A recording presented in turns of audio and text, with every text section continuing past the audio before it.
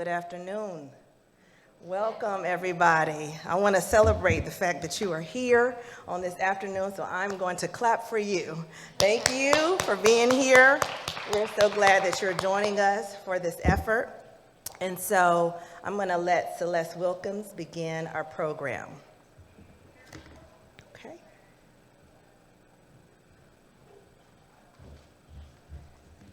Hello, everyone.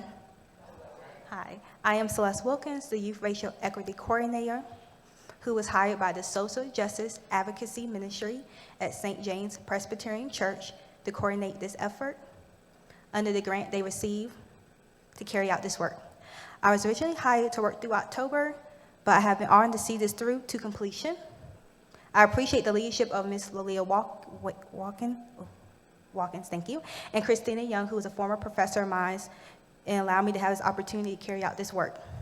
I also appreciate Mildred Powell for her leadership with the ministry as the Elder Session Liaison. Thank you for coming to the Youth Racial Equity final presentation.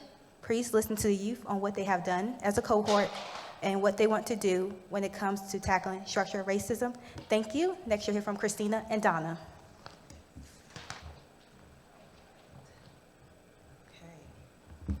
So first I wanted to begin with a prayer, opening prayer, and then we'll keep it going from there.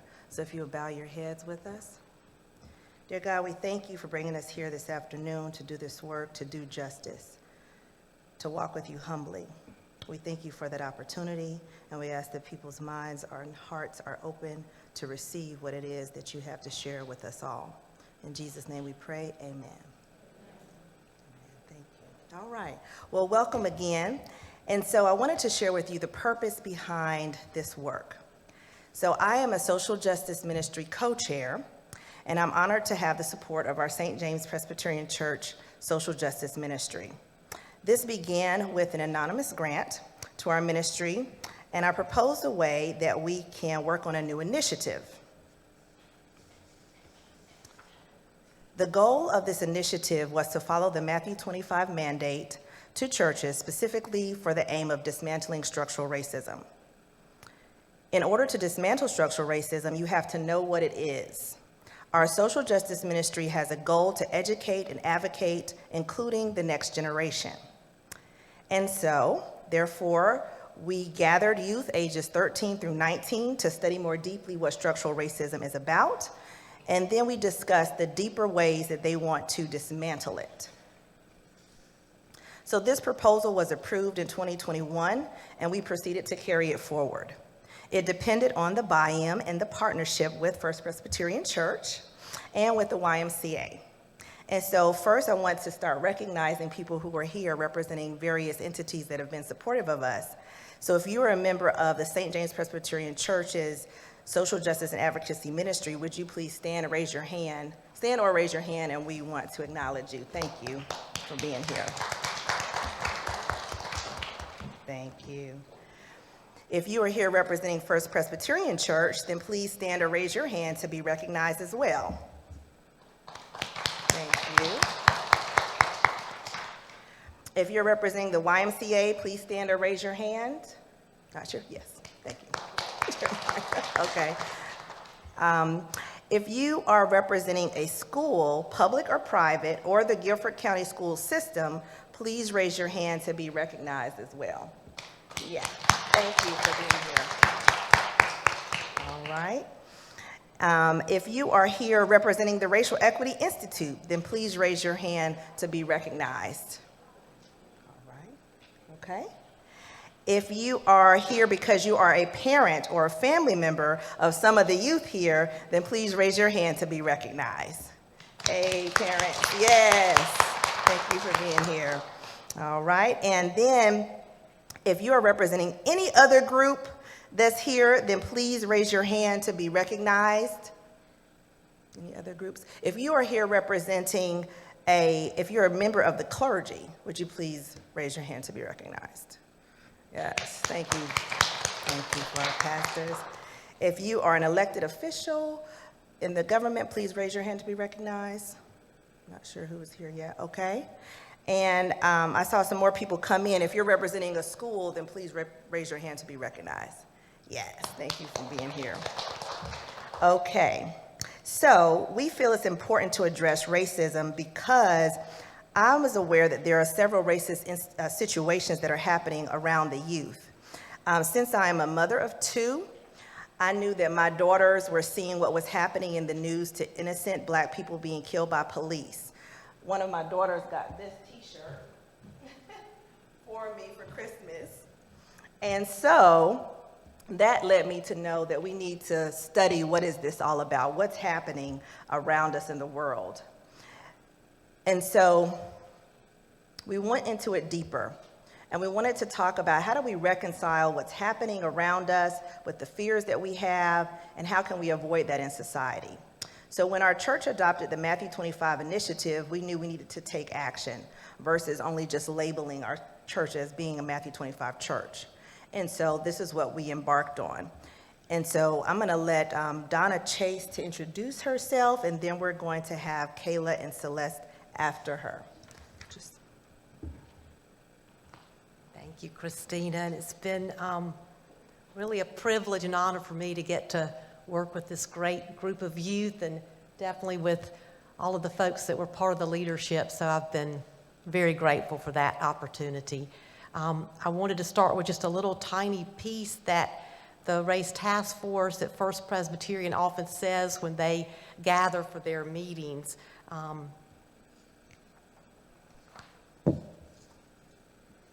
Just a reminder that racism is a spiritual issue. Neither its causes nor its solutions will be found solely through government programs, social ministries, or our own best intentions.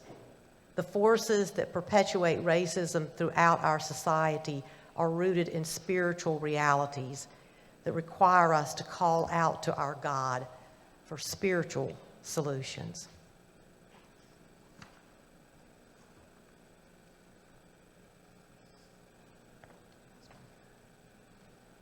We're going to have Kayla and Celeste to introduce themselves and to explain why racism is important to address to young people. Well, good afternoon. It does take a village, so I'm so happy to see all of you here to support our youth in this initiative. My name is Kayla Moffitt, and I had the honor to be a volunteer for the Social Justice and Advocacy Ministry and to be a part of the Matthew 25 initiative. It's something that I wanted to be a part of on a local level, and St. James is my home. So I just recently relocated from New Jersey back to St. James. My mom was the pastor here, and you guys are family to me, so I feel right at home, and I'm just so happy to be here.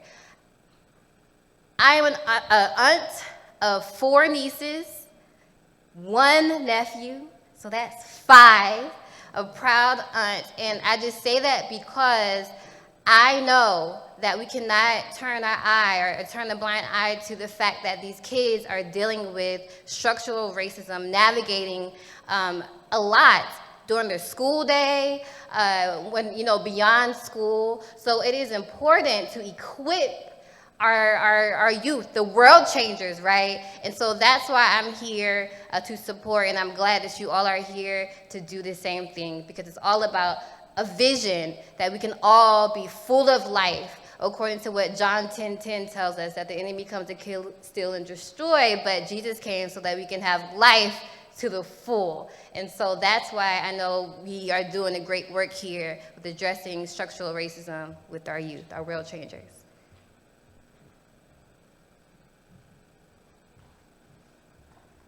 Hi again, everyone. Like Kayla said, I feel like it's important to address structural racism because we live in a world now that it's happening more in our lifetime and before we get to be adults. And the youth see it every day, and maybe they do not understand that they are being affected by racism. So we want you to pay attention to the suggestions on ways the youth can learn to understand the problem of racism and what they want to do about it. We will have a Q&A session at the end, and we hope you get to engage with us then. Now each youth will come up and introduce themselves, giving them their name, grade level, and the school they attend. Next, you'll hear from Jaslyn. Thank you.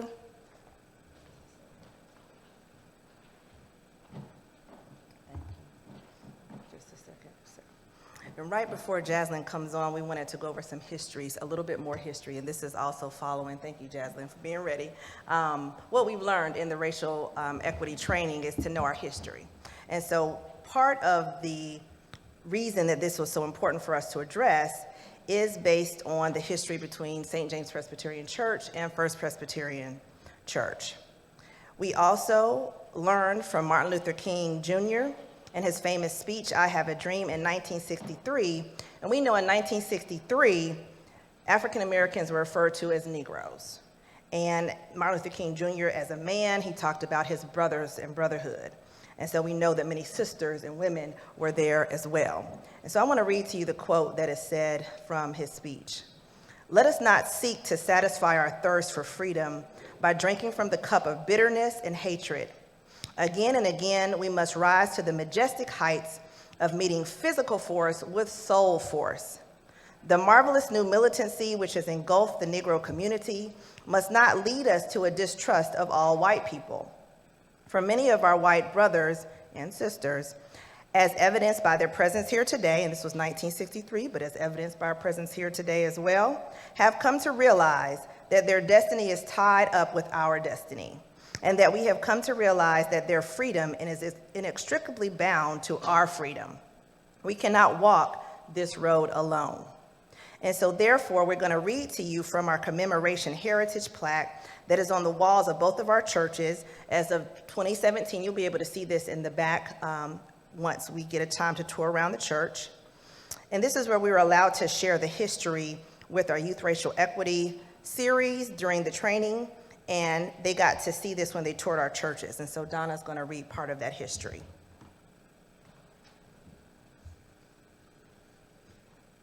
So this is a piece that comes from that commemoration heritage plaque. "Among the 12 founding members of First Presbyterian Church of Greensboro, North Carolina, in 1824 were these enslaved servants of the Reverend D. Paisley and Robert Carson. Tony Paisley, Molly Paisley, Millie Paisley, Keziah Carson. That some of our members from inception were enslaved deeply saddens us. As we know from history, President Lincoln issued the Emancipation Proclamation declaring slavery to be illegal in 1863. Feels like 19 sometimes. In 1865, the 13th Amendment to the United States Constitution was signed into law, and it said that neither slavery nor involuntary servitude, except as a punishment for crime whereof the party shall have been duly convicted, shall exist within the United States or any place subject to their jurisdiction. By 1866, the number of enslaved communicants added to the church roll had grown to 37, as well as Betsy Mitchell listed as freed. In 1867, all of our formerly enslaved members, with the exception of Sibby Morterwell, were moved by the Spirit to withdraw from our congregation to establish St. James Presbyterian Church of Greensboro, North Carolina. In an article that was published in the Presbyterian Mission Agency's website, it says, "The enslaved members at First Presbyterian could only sit in the church's balcony, which was the hottest place in the summer and the coldest in the winter. On the 29th day of October 2017, as we commemorated the 150th anniversary of the founding of St. James Presbyterian Church, we rejoiced in the faith, the courage, the strength, and the triumph of those forebears in faith who were an integral part of the beginning. This resolution was accepted by the session of First Presbyterian Church, Greensboro, August 27, 2017. And so we want to thank Reverend Dr. Diane Givens Moffitt for leading that commemoration in 2017, along with Reverend Sid Batts of First Presbyterian Church. Reverend Moffitt was the senior pastor of our church then and is now the president and executive director of the Presbyterian Mission Agency. The Matthew 25 initiative was established under her leadership, and we thank her for being present with us on Zoom today. So we might get to hear from her later in the discussion section. Before we move on, I want to also acknowledge the importance of the connection of our churches to the community partnership we have with the Hayes Taylor YMCA. The mission of the YMCA is to put Christian principles into practice through programs that build healthy spirit, mind, body for all. Also in 1970, the YWCA, for women, created one imperative that states to thrust our collective power towards the elimination of racism, wherever it exists, by any means necessary. So these are some powerful partners that we were able to gather to bring forth this initiative. It was through one of our members of the Social Justice Advocacy Ministry, Jasmine Gatrell Moore, who connected our church's partnership with the YMCA. And so we're thankful for all of the persons who've come together to do this partnership work. And now we will hear from Jaslyn, and we will proceed to hear from the youth. Thank you,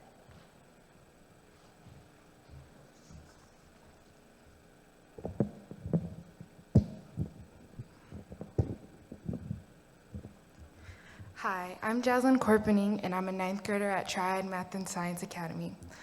Our church adopted the commitment to be a Matthew 25 church. Now I'm going to read Matthew 25, verses 35 through 40. For I was hungry, and you gave me something to eat. I was thirsty, and you gave me something to drink. I was a stranger, and you invited me in. I needed clothes, and you clothed me. I was sick, and you looked after me. I was in prison, and you came to visit me. Then the righteous will answer him, Lord, when did we see you hungry and feed you, or thirsty and give you something to drink? When did we see you a stranger and invite you in, or needing clothes and clothe you? When did we see you sick or in prison and go to visit you? The king will reply, truly I tell you, whether you did for one of least of my brothers and sisters of mine, you did for me. There are 3 focus areas for the Matthew 25 inventive initiative. Focus 1, building congregational vitality. Focus 2, dismantling structural racism. Focus 3, eradicating systemic poverty. This helps us to understand who and what Jesus wants us to see in our neighbors and in our communities. It helps us to understand that it is a righteous calling to address social injustices. Another scripture from the Old Testament that I would like to refer to is Micah 6:8, because it explains the need to address social injustice. In the Contemporary English Version, it reads, "The Lord God has told us that it is right in what he demands. See that justice is done. Let mercy be the first concern. And humbly obey your Lord." Next, you'll hear from Anthony.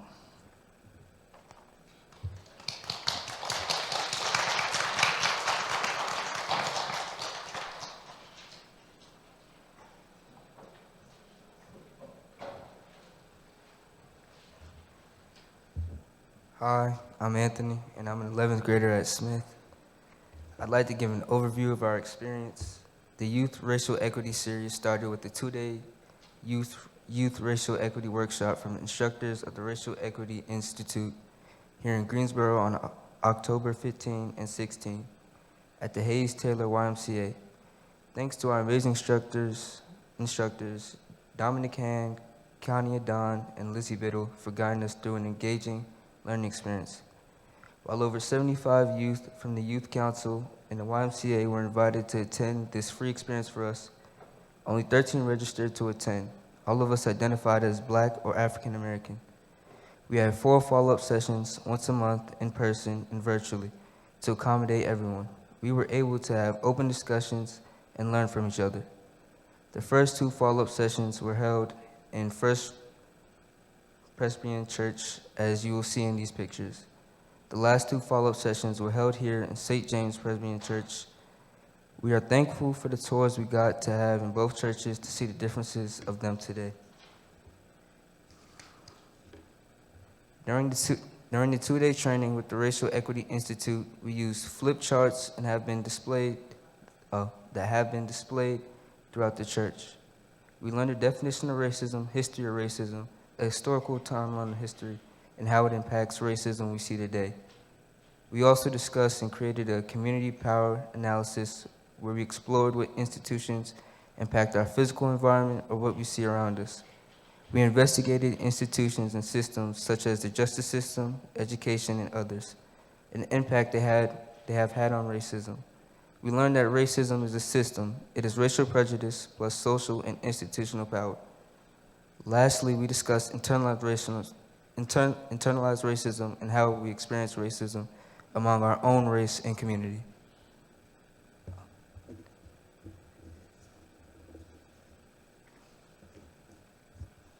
Who's next? Oh, next we'll hear from Janelle.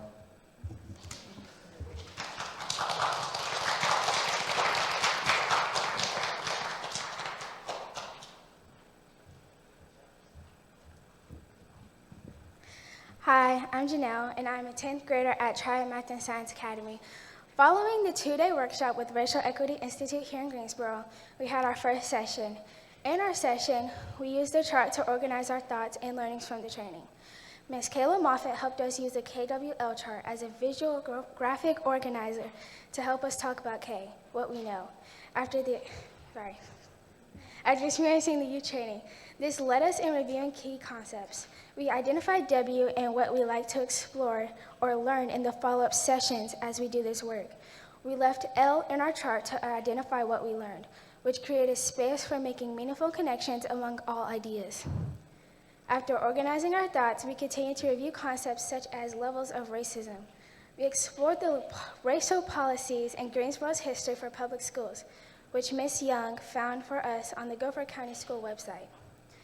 We discussed internalized racism through limiting beliefs, and Ms. Kayla Moffitt discussed strategies we can use to overcome these limiting beliefs and gain a new sense of mental inner freedom.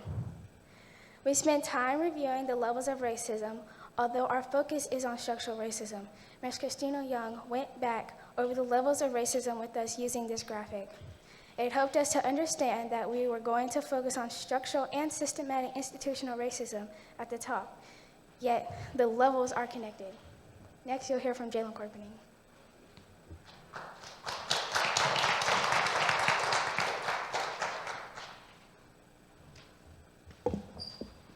Hi, I'm Jalen Corpening, and I'm a 9th grader at Triad Math and Science Academy. During session 2, we came together to review and dig deeper into the levels of racism.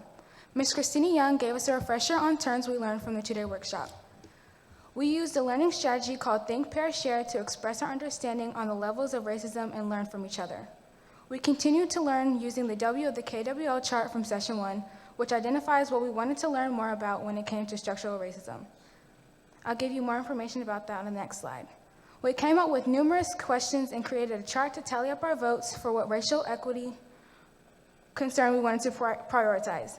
We were given the challenge to do research on the topic we chose, the education system, and bring what we wanted to learn in the next session.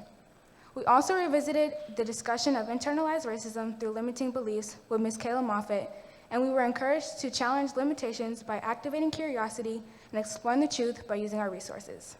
We ended with the tour of First Presbyterian Church with Donna Chase, who gave a detailed timeline and discussion of how St. James and First Presbyterian have a connection.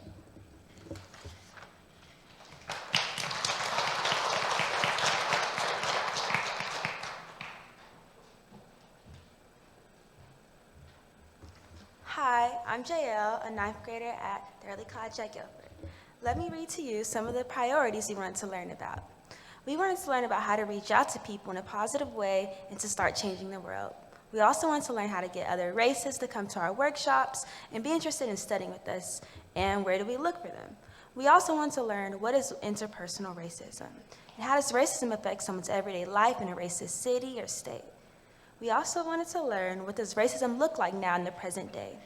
And because of how our generation takes things so lightly, like racism or racial slurs, we wanted to be able to tell the difference between some statements that are said lightly and some statements said with real negative meaning behind the words. We wanted to know from each other, where does this happen and how is it handled? We also wanted to learn how does it feel to go from a black school to a white school, and why were the black people moved and not the white people in desegregation of schools? We wanted to learn how do we dismantle structural racism, and what are the steps? And of course, how to educate our friends and those around us. We voted at the end of this session to prioritize question number 6, which is, with this generation, how lightly we take racism and racial slurs, how can we tell the difference between some statements said lightly and some statements said with the real negative meaning behind the word? And we want to know from each other, where does this happen and how is it handled? During session 3, we shared more about our experiences in school, church, and friendship dynamics when it came to which racial slurs are used at school and how it is handled in classrooms. We shared our research on the school policies and practices regarding how racial slurs and discrimination is supposed to be managed in the school system. Each of us did our homework to find the school policies on addressing racial discrimination in the classroom. Also, the coordinators shared their research on the policies they found from Guilford County Schools handbooks and the school websites too. As a cohort, we discussed the recommendations that you will see later in the presentation that can help tackle our racial equity and structural concerns. We ended our session with the tour of St. James Presbyterian Church with Ms. Christina Young. Next, we will have Nyla.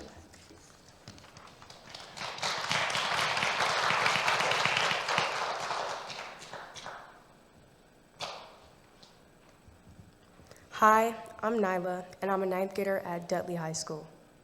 The last session's homework was to research the current policy at our schools that would address racial slurs in class.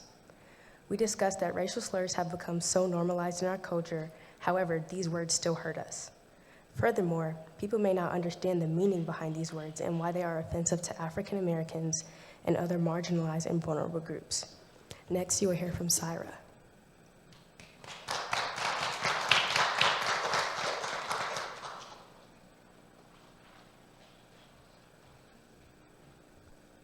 Hi, I am Syra, and I'm a ninth grader at Dudley High School.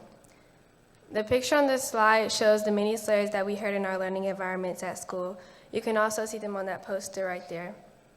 We discussed the context or how the slurs were used, if the slurs were addressed, and how they were addressed. While doing so, many of us were laughing. Ms. Christina Young, my mom, explained that sometimes laughter is used as a coping mechanism for our painful experiences. We discovered that our learning environment is impacted and interrupted by 1, a lack of classroom management when our peers use racial slurs, and 2, when teachers don't know how to handle it. We investigated what each school policy is regarding how racial slurs are supposed to be handled. According to Guilford County School 2022-2023 Student and Family Handbook, students who have been discriminated against, harassed, or bullied should report to a teacher, and the teacher should notify the school administrator. However, based on the conversations among the cohort, some teachers try to handle this issue within the classroom, or they do not have the knowledge to understand that a certain word is a racial slur against a student of color. Furthermore, as students, we are not notified about these policies. That needs to change. According to the Triad Math and Science Charter Schools Parent and Student Handbook, they have a racial and ethnic harassment policy.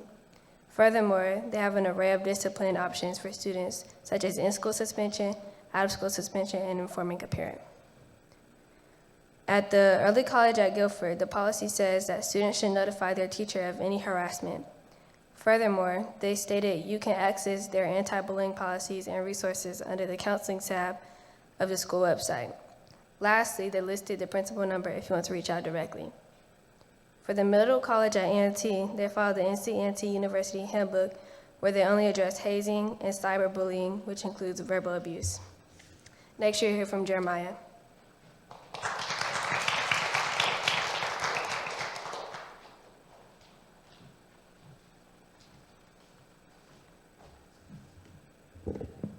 Hi, I'm Jeremiah. I'm a 10th grader at the Middle College at A&T.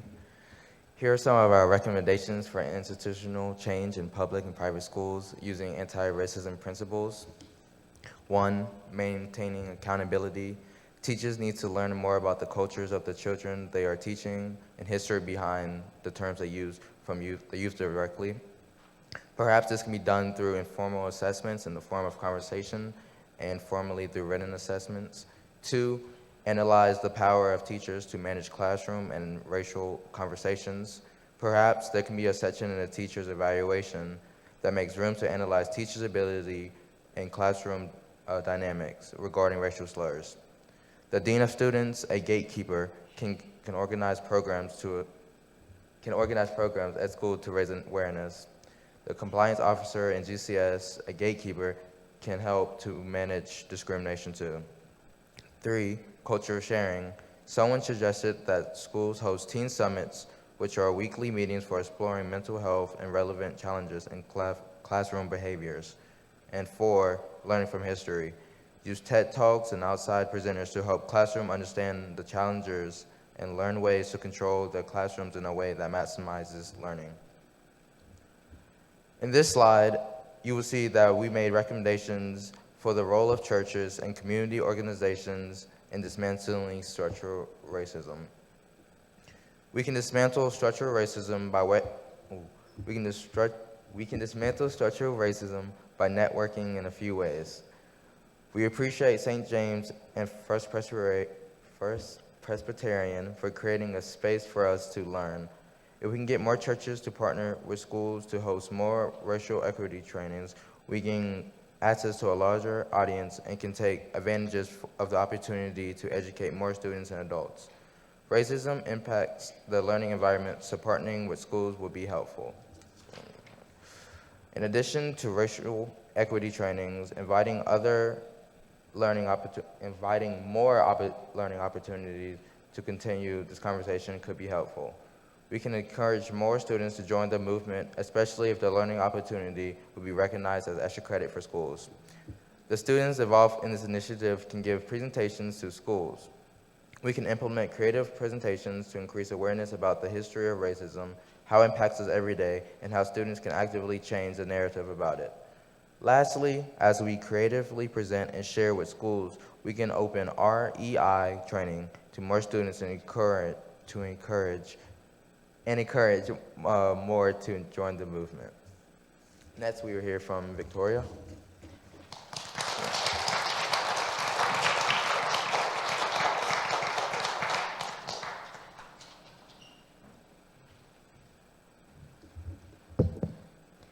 Hi, I'm Victoria Hardy, and I'm an 8th grader at the Academy in Lincoln.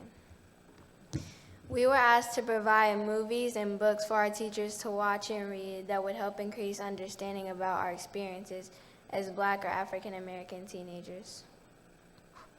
This will enable teachers to understand the culture and experiences of their students of color to be better equipped when it comes to handling situations in a classroom. Based on our discussion as a cohort, we see teachers are not equipped or attempt to understand the students in their classrooms regarding our racial identities.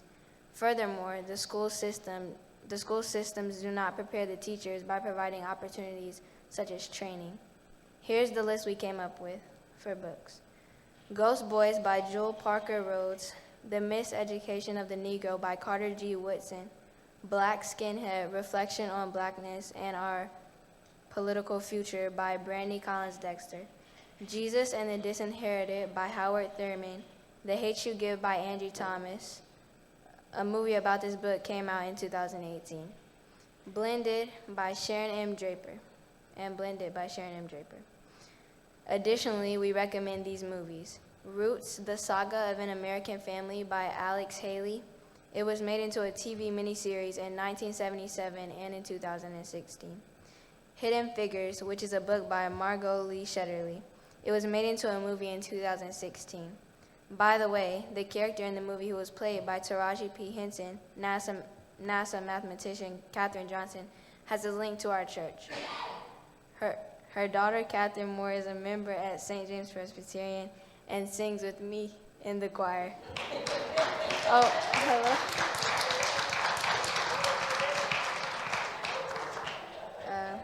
Remember the Titans that came out in 2000, Lean on Me in 1989, and Malcolm X 1992, and Black Klansman came out in 2018.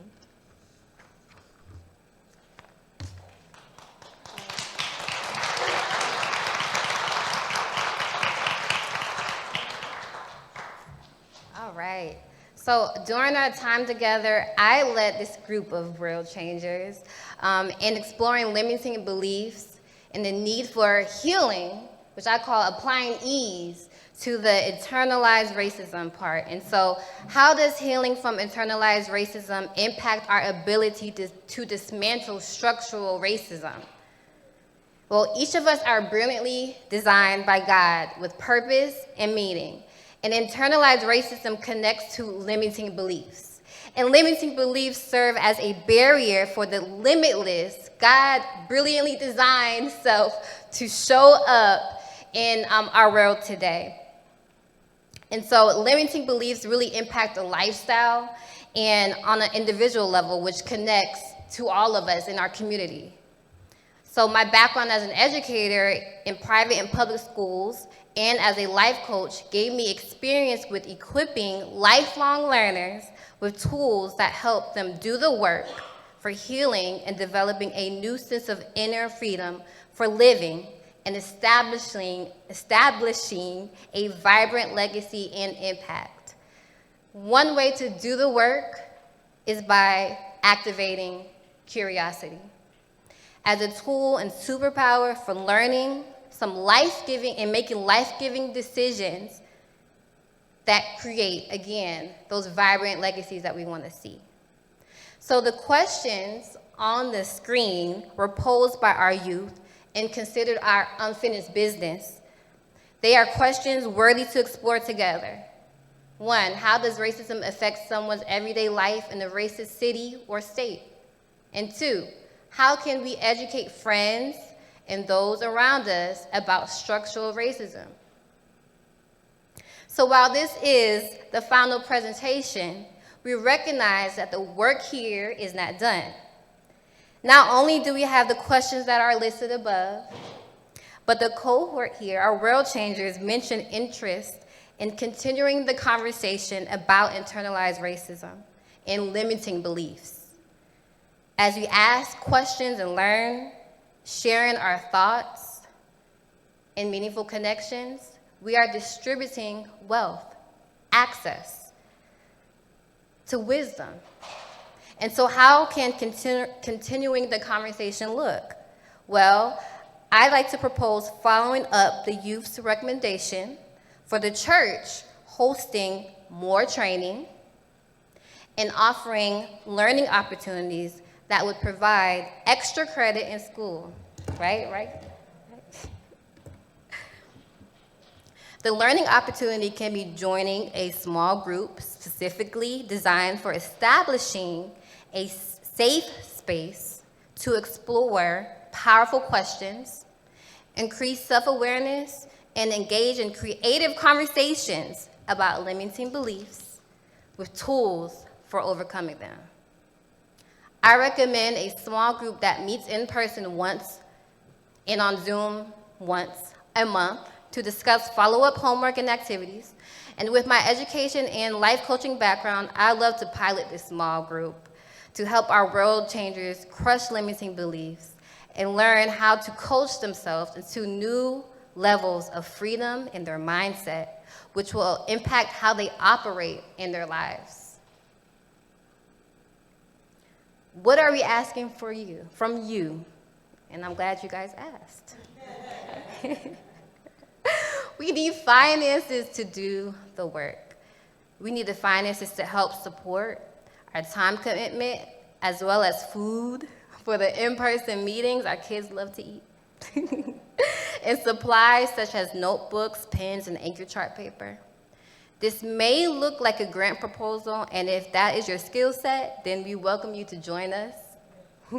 If you would like to contribute financially, then we can take donations written in the form of a check to the Touching Lives Foundation with the memo, Social Justice Ministry, Youth Racial Equity Initiative.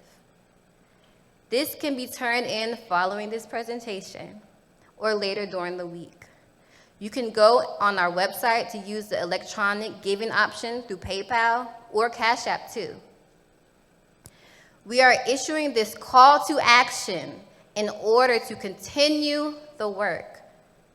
We will host a discussion at the end of the session to gather your ideas regarding other calls to action that you may have.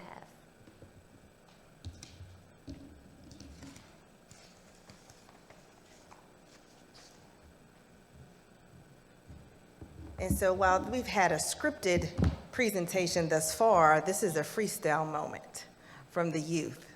If any youth wanted to say anything that they had not shared yet, this will be a time to do that. So I'm not putting you on the spot. You kind of knew that this was coming, but just think about it. If you have 1 to 2 positive things that you wanted to share that we hadn't shared already, or if you had another recommendation that you wanted to make to the audience, this is a moment to do that. So let me see if I'm gonna scan your faces to see if you have anything you want to share. 1 to 2 things, or 1 thing, anybody? Moment, freestyle, you do, 2 people, come on up. And we'll have moments when we can talk freely, but come on up. So this is a part of our engagement with each other. Yes. Okay.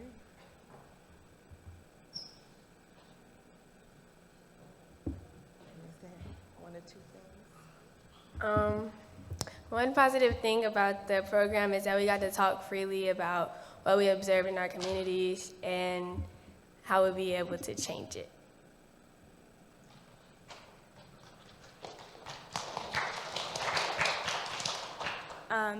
I also loved how we got, as a group of young teenagers, we got to connect on how we all have observed things and how racism and racial slurs are used in classrooms, and how we all got to connect over this subject and what is very broad. And I loved how we are going to continue moving forward together as a group to take action on this, and especially with the guidance of our coordinators. So, yeah.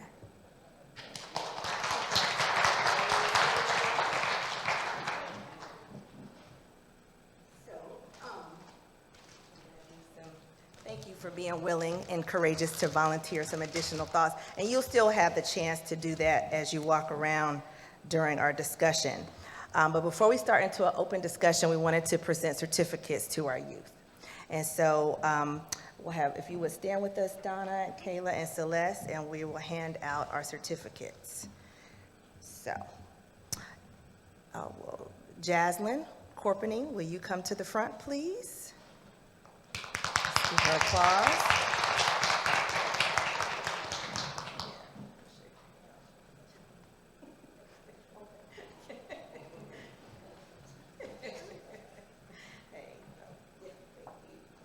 So the certificate reads, to Jaslyn Corpening, for your thank you.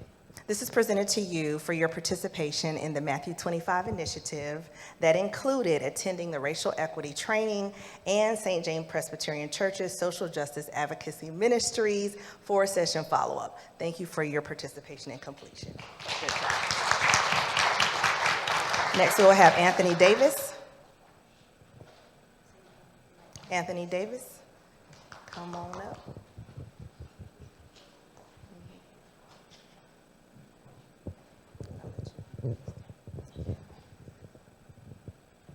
All right, Anthony. So this is in supporting you in the Matthew 25 Church Initiative, including the Racial Equity Institute's youth training and the SJPC's Social Justice Advocacy Ministries 4-session follow-up series. We love that you were here. Good job.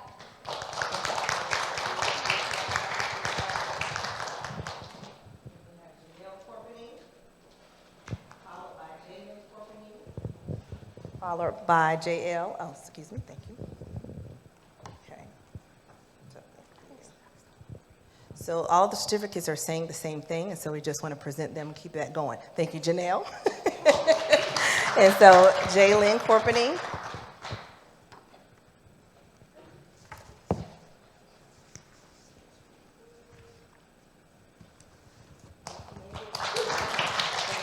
Thank you, JL. Then we have JL Garvin. Thank you.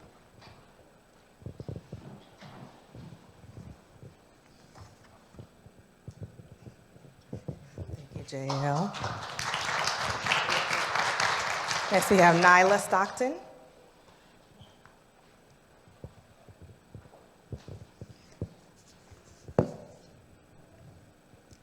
Nyla. Thank you.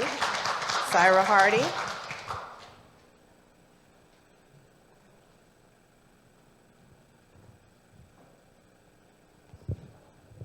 Thank you, Syra. Jeremiah Pettyjohn.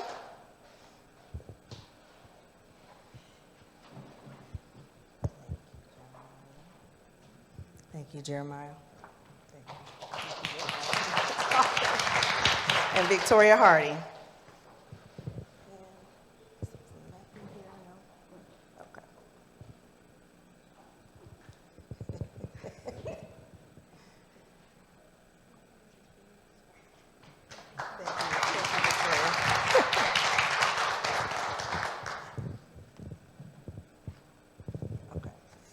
All right, so let's move on into our discussion with the audience. Okay.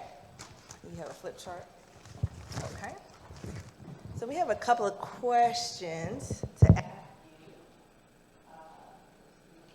Flip chart, we want to take our notes on what you're sharing with us.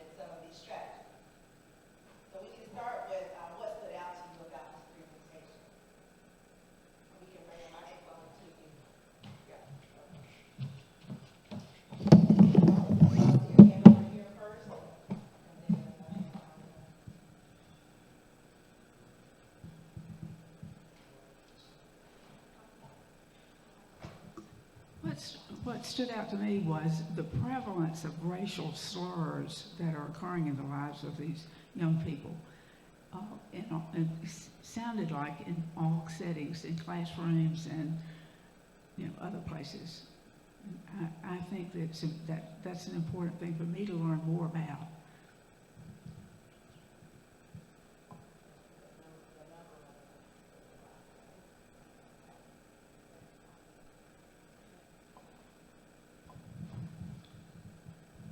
I thought it was really profound that you all rooted us in the history of church, First Pres, as well as St. James, and how St. James and First Pres have been united in this work to bring about racial solidarity and reconciliation. So I thought that was really good, and I thought it was very powerful.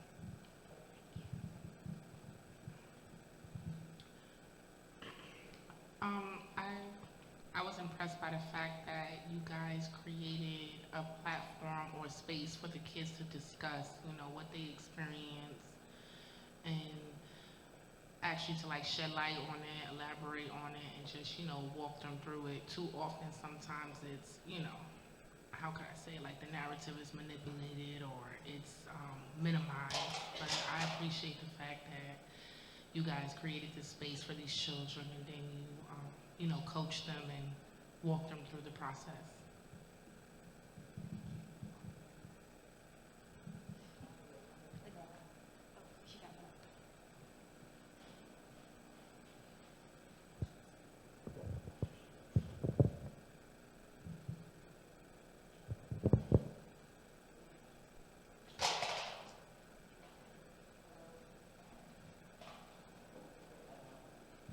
Okay. Here, oh, now it's working. Oh, thank you. Okay. Yes. Well, the lady over there said sort of what I was going to say, that they had nerve enough to tell us that what happens to them, they think we can help them do something about it, and we can't let them down. We have to maybe make every church hear their presentation so that we collectively, I mean, numbers count. My mom would say that. But you need to know that we hear you, we understand, because some of us have lived through it in our lifetimes, and we didn't have a group of adults who were willing to listen to us outside of where it happened. So thank you for alerting us to that. I was impressed with just how brave these young people are.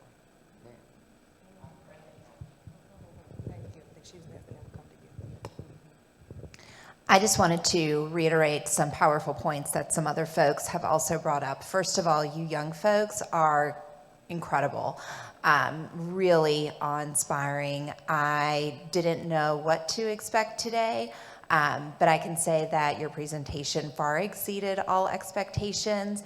I'm thinking about lots of ways that maybe this could come back to my church, to my home church. To your point, all I can think right now is how do we spread this message and get your voices elevated and your experiences.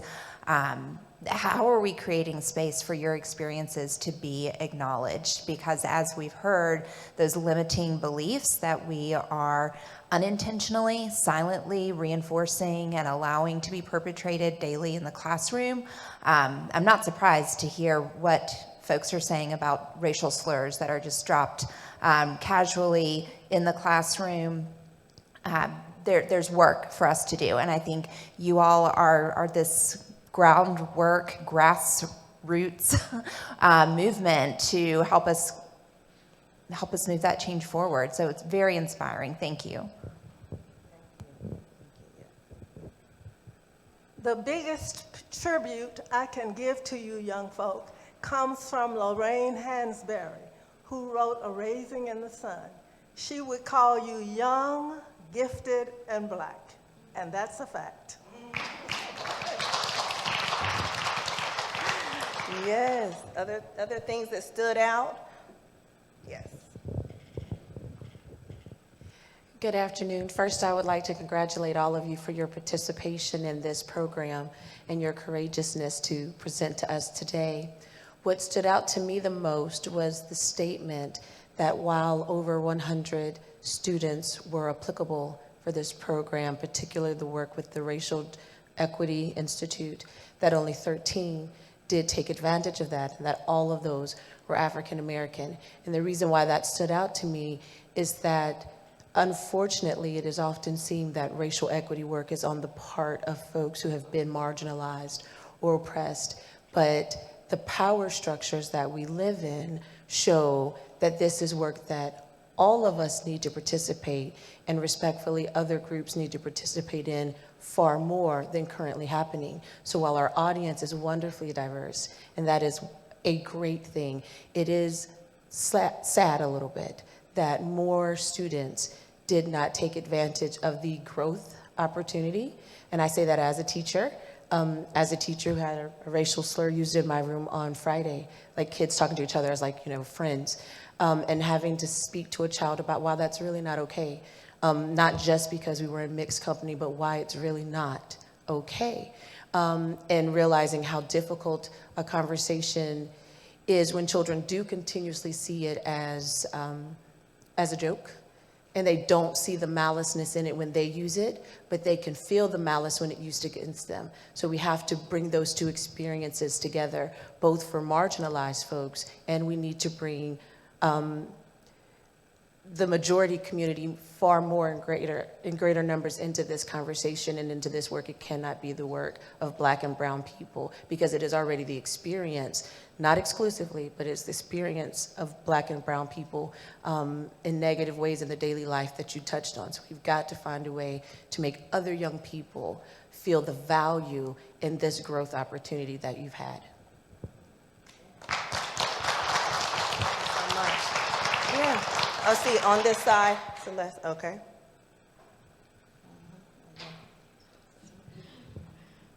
I just wanted to say that I'm very proud of the youth for having the courage and the confidence to get up in front of all of us and speak and tell us in your own words what you've learned. James Baldwin says that children never are very good at listening to their elders, but they never fail to imitate them.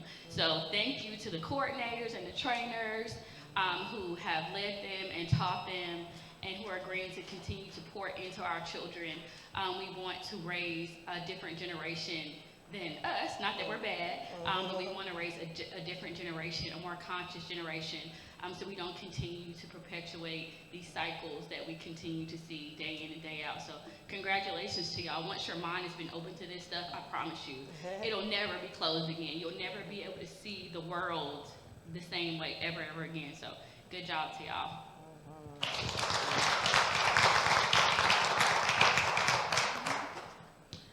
Hello, I just wanted to say one thing that stood out to me, or that I really appreciated, was the research in the policies at some of the schools or the school district that our youth attend, and researching what the current policies are for racial slurs being used in their environments that they spend a lot of time in. So that really stood out to me. Work to be done there, but I appreciate it.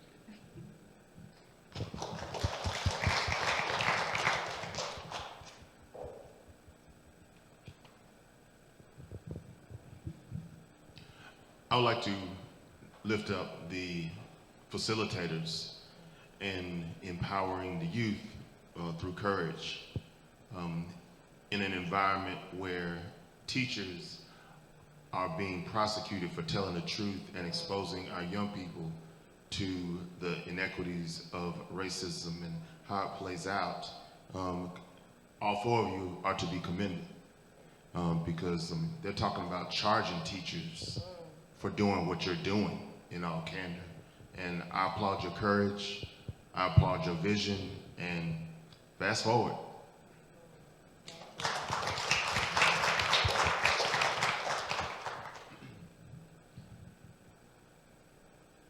So yes, I also want to thank the facilitator, like my brother just did here.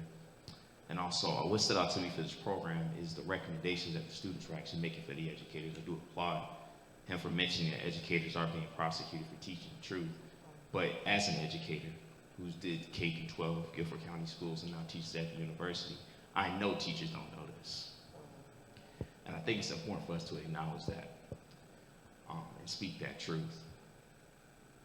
I'm going to Florida. If y'all know what's going on in Florida right now with the DeSantis and the political mafia with this particular conversation. In the 90s, though, they tried to actually introduce this concept called African American and Latin Caribbean Studies. And they actually passed it through. And they were going to teach it in the classroom in public schools. But then there was a protest from the teachers that said that we don't want the curriculum inside of our public school education system is because we don't know how to teach it. So this is the dynamic that we have to deal with. Is the simple fact that we have youth who are participating in a process that even their teachers or their educators don't know. So I want to tell the youth in this process, some that I've helped facilitate in this process with the Racial Equity Institute, is that when you step into the classroom, just know that your educator is not the end-all or be-all to your education. It is not. There has to be a moment where you have to be able to see your teacher as a window, but not the house to your education. And I tell my students that all the time. Everything that I'm introducing to you is an introduction to your own educational journey. So don't see me as the end-all or be-all to that. And when it comes to this conversation about race and racism, you best believe that you're gonna have to study outside of your classroom, because unfortunately, in your educational process, this might be the only space where you can actually have a thorough conversation about it. Teachers are catching up, but it might not be quick enough, and it's gonna take some time. So I just wanted to throw that out there and just say that this program is amazing because it's doing what I'm not seeing in the education system myself.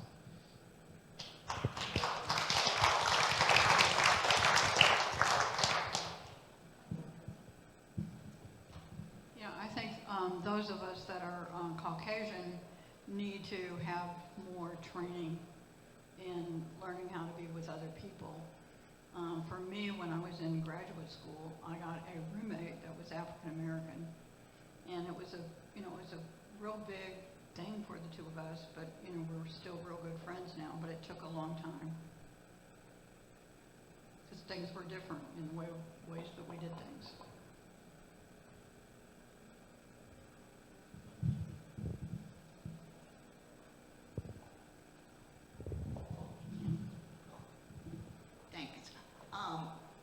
I didn't experience anything in the school system on racism until I was in graduate school. And that was an eye-opener indeed for this old lady, this old Caucasian lady. But, what stood out to me is all the participants, except for Donna, are black. Were students at the other church, young people invited to attend? You heard her. So that big pool of people that could participate came from those two churches, and where else? The Y, Hayes Taylor YMCA, First Pres, and St. James.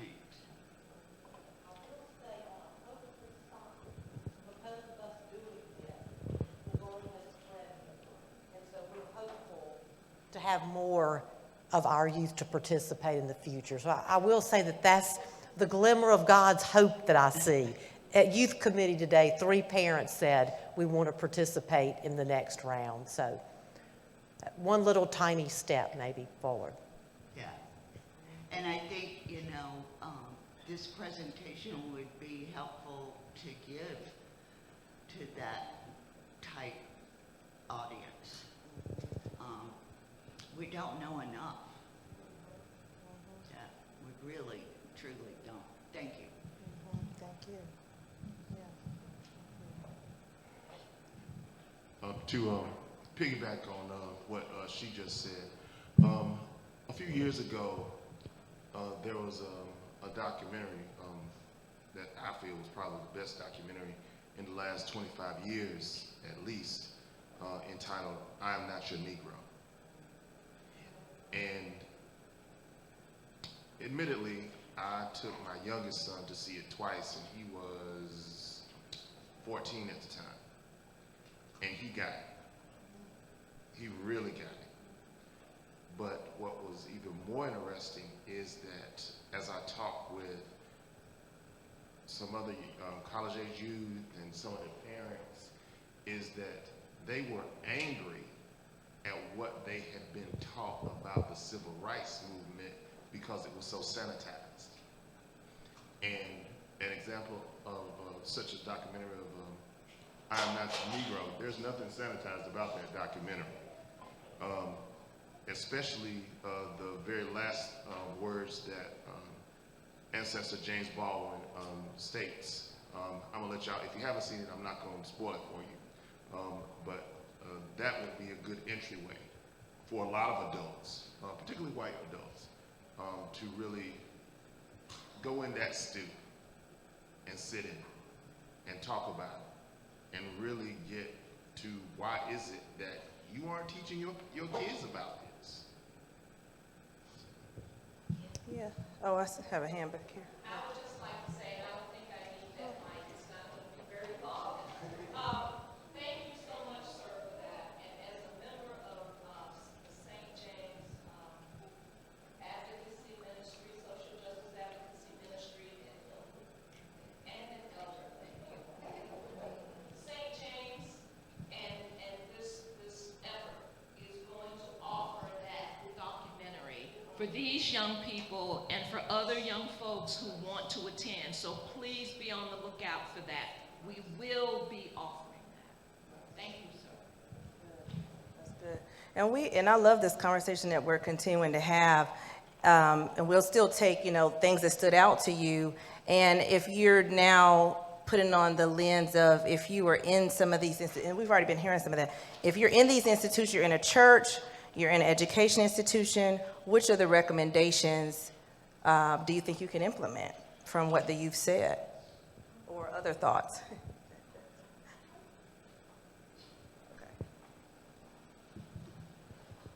Christina and Donna, have y'all talked to the young people about possibly doing this presentation at First Presbyterian Church or at other churches in the community?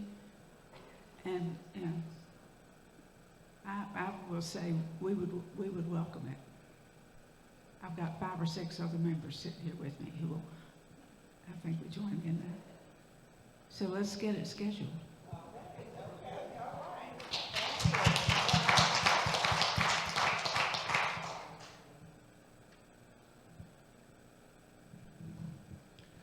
I just wanted to say again how profound it is that the church is doing this work. I would say that racism is probably one of the most demonic sins in our existence, but is least paid attention to in religious spaces the least amount of time. So many other things are characterized as demonic, rappers or whatever your youth are involved in, but nobody talks about how structural racism will impact them more than a rapper or any other thing that they are involved in. Rappers don't make housing policies that disenfranchise them. They don't make policies that will disenfranchise them through MWBE or some of these other mechanisms that are used even throughout our city. So it's so profound that our churches in this church and other churches are involved in this work to bring about and facilitate change. I am a clergy leader, and I also am currently representing the NAACP as a religious chair. So I'm committed to taking this back to the local branch of the NAACP and seeing if we could be in some form of partnership to put on this presentation for other youth and other churches throughout the city. And this is my son, so excuse him as we continue to work on him as he's grown up as well. But this is so profound, and I just want to say thank you all for allowing us to be here as a family and to enjoy this with you.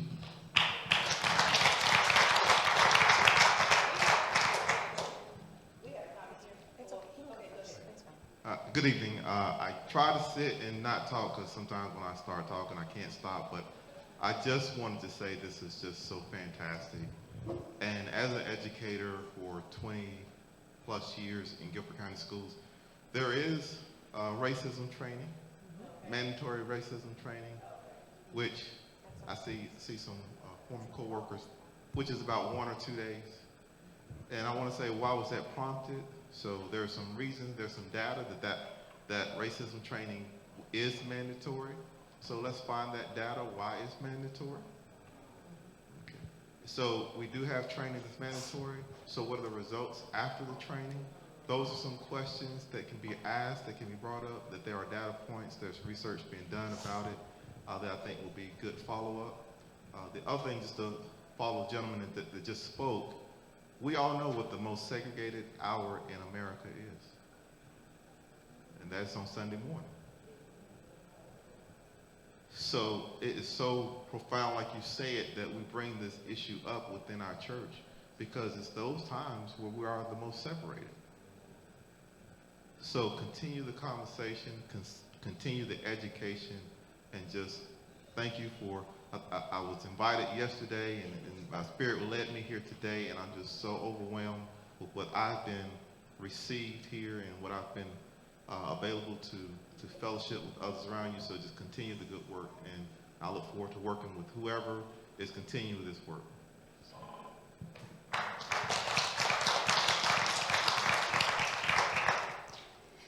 So I'm going to share with you what you asked about, what recommendations stood out to me, and I'll tell you what I do as an educator, but then I have some work for you.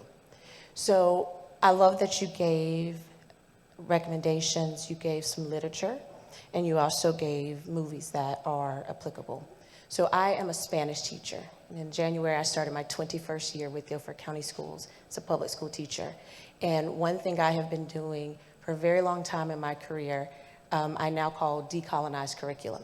So what I do is I look for who is not represented in my content, but should be. And I present that. So when everyone's talking about Columbus Day, we can talk about Columbus Day, but why don't we know about Wakanagariks, who is the native chief that Columbus met when his ship wrecked off the coast of Haiti, and the beginning of what became known as Hispaniola, what happened to those 5 kingdoms in that culture. So that's what I teach about. When it's February and everyone talks about Black History Month, super dope. I talk about Dominican independence, but Black and brown Dominicans and Afro-Latinos, and why don't we know about their contributions that aren't sports, that aren't music, because we're not gonna stereotype and make it seem like people of color are always entertaining. We're gonna talk about the scientific contributions. We're going to talk about journalism. We're going to talk about the authors that are left out of the literary canon, because we do learn specific authors and we can all quote them, and they don't need to be excluded, but there's enough room in our calendar that we can include other Black and brown authors. So that's what I do. I spend a whole lot of time either nourishing your soul or upsetting your spirit, and both of those are okay. So another thing I do, and this is where your homework is going to come in, is I talk about resistance movements, particularly in Latin America. I promise you I do teach Spanish, but there's no reason that culture can't be there as well. So when we talk about resistance movements, and particularly youth resistance movements, we take away the perpetuation that people of color have just sort of laid down and let oppression wipe over them and just have things taken from them and it was okay, because that is not true. So it's not a rewriting of history, it's a retelling of the correct history, so that we can see both our power and we see both the excellence that has existed in our community since the beginning. So as young people, and I even say this in my classroom, I tell them, hey, if you feel froggy, jump. Just be careful where you land. So what you feel like you need, you also need to realize you have space to advocate for. We live in a democracy, and use that to your advantage. So the rules that are written, for instance, in our Constitution are so dope. We do not follow them in practice, in perfected practice as a nation. So that's the work that needs to be done. But there is room, and it's written in our laws from the highest document of the land to your school documents that allow for youth advocacy. So if you're sitting in a class and your teacher's talking, history, which is the easy one, then maybe ask the other side of a coin. Or if you're talking about who won, well, who lost? And what was their culture before this victory? because they had to lose something for it to be a victory. If you're sitting in math class and they're talking about famous mathematicians, does it cover mathematicians from the Maya culture in Mexico? Does it cover mathematicians from North Carolina pre-integration? Does it cover other voices? When you're sitting in science class, in Spanish class, that's what decolonized curriculum is. It's taking out the white supremacy element in what we tell our children, and it's broadening their minds to understand what has occurred and how we've all been working to greatness all along. We've just only heard of certain communities' contributions to our academic greatness. So I'm gonna keep being amazing in my job, and I need you to be youth advocates. If you spend all of this time learning, you can give a lot of recommendations, but I recommend that you start on Tuesday, because that's when we go back to school, on Tuesday, and you listen to your teachers and the content that's being presented from Tuesday through Friday, and then maybe see, what's missing and what do I need to learn more about, and then just ask. Because I spent a lot of time opening myself up to suggestions from kids about content. I mean, I'm really dope, but we always are gonna have a limited perspective because we live a life experience. And until we start bumping bubbles with everybody else to take into their life experience, we're narrow. So you might be the catalyst for your class, for your school, to start having a more equitable environment for everyone because you simply asked to be taught more. So be courageous and advocate for that as well.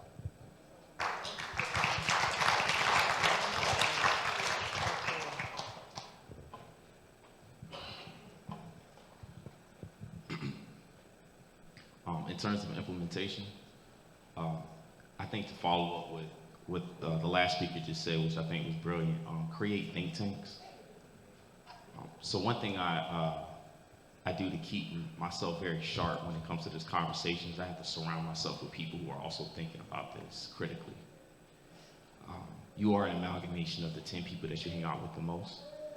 So I think it's very important that when you're in the classroom, for many of you, and you're asking those questions and you're trying to figure out, what can I implement to make this conversation more fluent and viable in the classroom.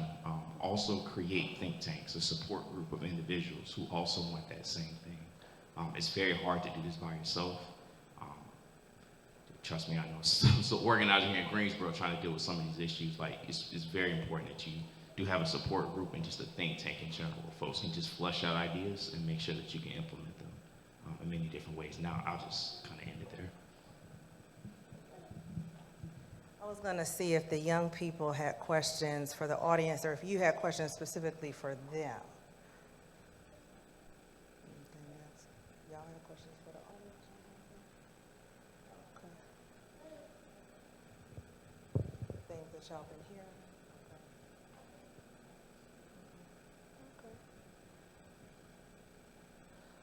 Well, thank you. Well, what we wanted to do then, if it's no more, clarification, I see a young man's hand, but I'm not sure. You want to be on the mic? Okay. If there are other reflections, I know we hit people on Zoom. We're going to end up with a list of gratitudes and thankfulness with our Reverend Fanta Lansden here. I don't know if you had thoughts you wanted to share, if people on Zoom wanted to come off mute and say anything, because we haven't had a chance to recognize them yet. Is on there? Okay. May give us a second to see if there is anybody there.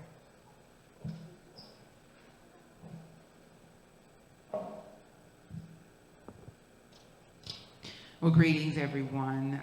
I salute and celebrate the work of our social justice ministry. It has been a powerful afternoon. I salute our youth who have the courage to share openly, but also lead a transformative experience here today. And I want you all to hear that, because oftentimes what I've heard from youth is that they don't feel like their voice is valued, or see the power in your voice, but your voice is powerful today. And your voice is powerful in the classroom and in your friendships. So I just look forward to seeing how your creativity morphs beyond this moment. And the powerful comments that have been planted, seeds in you. There's a lot of different perspectives in this room. And it is a I feel like a God-ordained moment right here today. And so as we continue to come together with First Presbyterian and other ministries within Charlotte, I look forward to what God does. So let us pray together beyond this moment and listen for what the Spirit is saying so that we can ignite a movement together in your individual places, but also collectively to move forward and make a difference. Thank you all for coming. Thank you, Pastor. Okay. And let's see. Is there any unmuting on Zoom or no? No, we're good. Okay. Okay. Well, then what we're going to do is appreciate all of your thoughts that were shared. We're going to take these notes, and we're definitely having a debrief among the coordinators of this to see what we can do next and with the young people. We have some boxed lunches for you as we conclude, and so we'll have those to share with you in the fellowship hall. But let me go up here and give all of our, make sure we're covering all of the rest of the program here.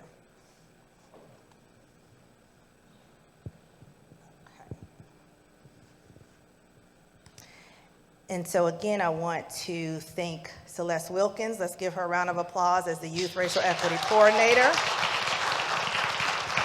I want to thank Kayla Moffitt as representing the Social Justice Ministry. Okay. I want to thank you for Donna Chase, First Presbyterian Church representation. And Eric Graves, he wasn't able to make it because he was still at another conference representing Hayes Taylor YMCA, but we praise God for him. And we're thankful for Deborah Connor from First Presbyterian Church as well. All of the parents of the youth, thank you for coming and showing up here and bringing your youth back every month.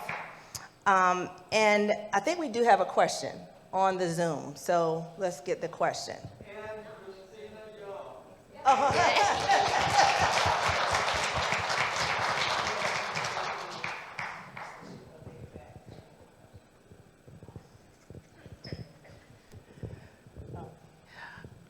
I did have a question, because we did discuss how, parents can make contributions, the kids get hungry and everything, and that's great. We'll definitely work to do that.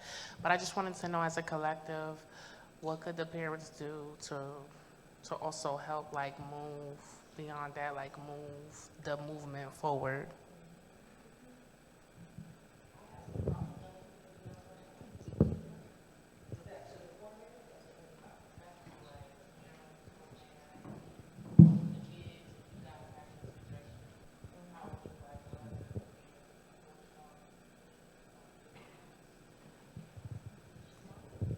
Yeah, do y'all have thoughts? Y'all have thoughts? Okay, the question is.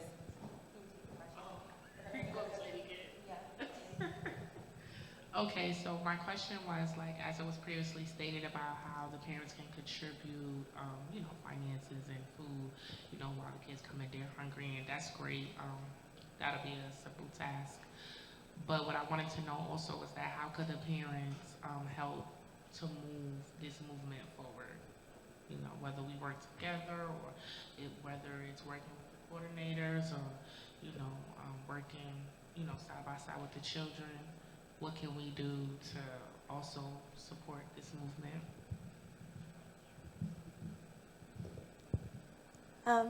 Hi again.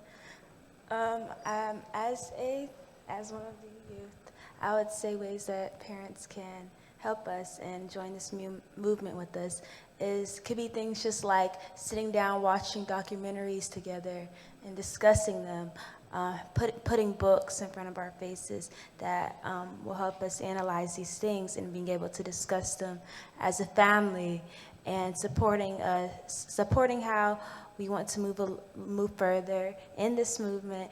And it would be also very, it will inspire us even more to have our parents join us and participate more with us as well.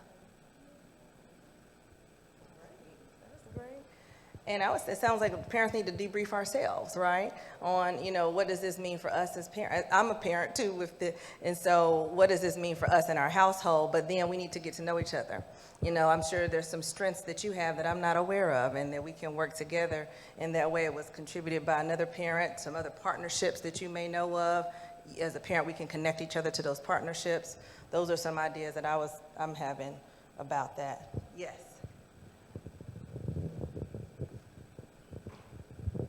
The adult counterpart to what these young people are talking about is the Racial Equity Institute. And it has its foundational roots right here in Greensboro, but it has its reach all over the nation. They have 2-day trainings, mostly for adults. If you, a person of color, or you, a person of whiteness, haven't gone to a Racial Equity Institute training, that should be a priority of yours. It sets the stage for learning. It peels layers off of your eyes. It opens you up to things you've never thought about or heard about before. It gives us a common denominator for how to talk about this subject. I would say that's priority number one.